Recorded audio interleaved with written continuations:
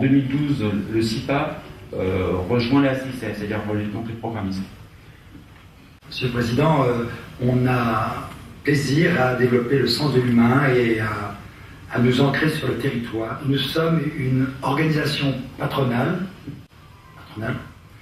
représentative des métiers du conseil et de l'ingénierie, qui assure la promotion des intérêts de la filière auprès des institutions et des partenaires sociaux.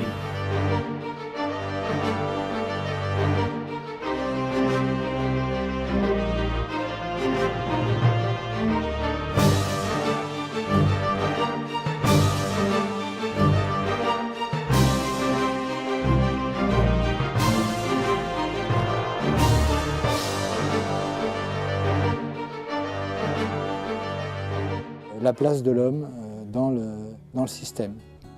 Et sans l'homme, on ne peut pas imaginer arriver demain à faire à la fois des économies d'énergie tout en gardant un niveau de confort suffisant et sans à la fois aussi que les fonctionnalités offertes par ces équipements correspondent aux attentes réelles des gens.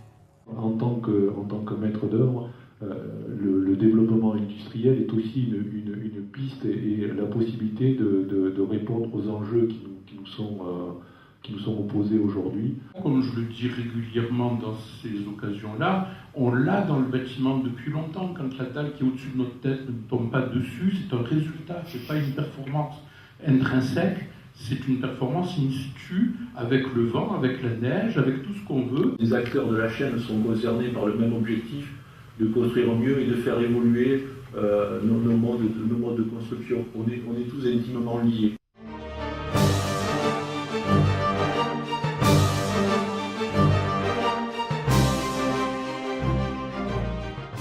L'urbanisme, c'est toujours créer de la ville pour vivre mieux.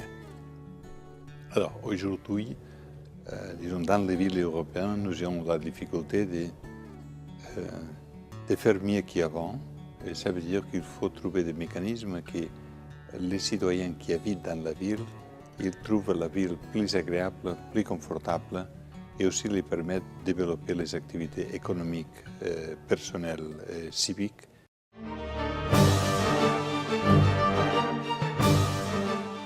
On est dans une société à l'heure actuelle qui est de plus en plus technologique. Donc on se raccroche à la technologie, parce que la technologie c'est rassurant. Les ingénieurs souvent sont formés à faire des calculs et très souvent on oublie de les former aux interactions humaines. Nous en tant qu'ingénieurs, conseil, on pouvait participer à cette évolution, comment on pouvait à la fois l'aider à la concevoir et se servir de toute cette réflexion pour influencer à la fois notre propre travail et puis ce qu'on réalise. Ne pas penser que la technique va régler absolument tous les problèmes, mais qu'il faut que la technique réponde aux besoins des gens et pas l'inverse. J'ai entendu dire un jour un ingénieur dire « l'être humain va devoir devenir réglementaire et arrêter d'ouvrir les fenêtres l'hiver ». On ne peut pas penser ça comme ça.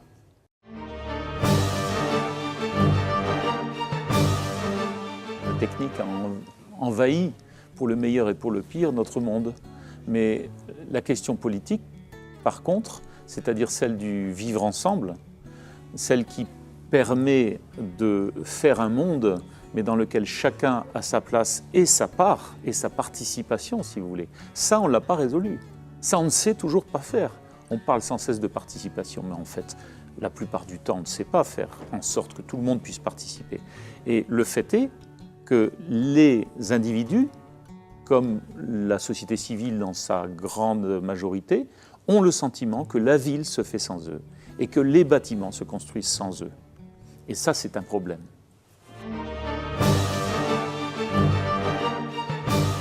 L'être humain ne peut pas s'adapter à la technique parce que l'être humain est porté par des choses qui dépassent la technique. C'est la technique généralement qui s'adapte à l'être humain.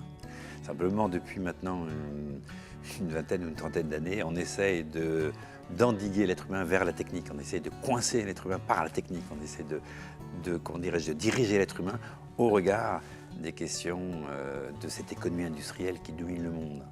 Mais ça a des effets pervers considérables. Ça a des effets pervers en termes écologiques, ça a des effets pervers en termes de mode de vie, ça a des effets pervers en termes de qualité de vie, et ça a des effets pervers en termes de travail.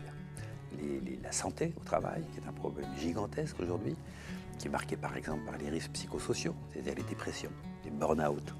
Le fait qu'aujourd'hui de plus en plus de salariés consomment des psychotropes. Vous savez que la principale dépense de santé en France, c'est la dépense en psychotropes. Quand on parle aujourd'hui du déficit de la sécurité sociale, on devrait s'intéresser un peu plus à la question du travail.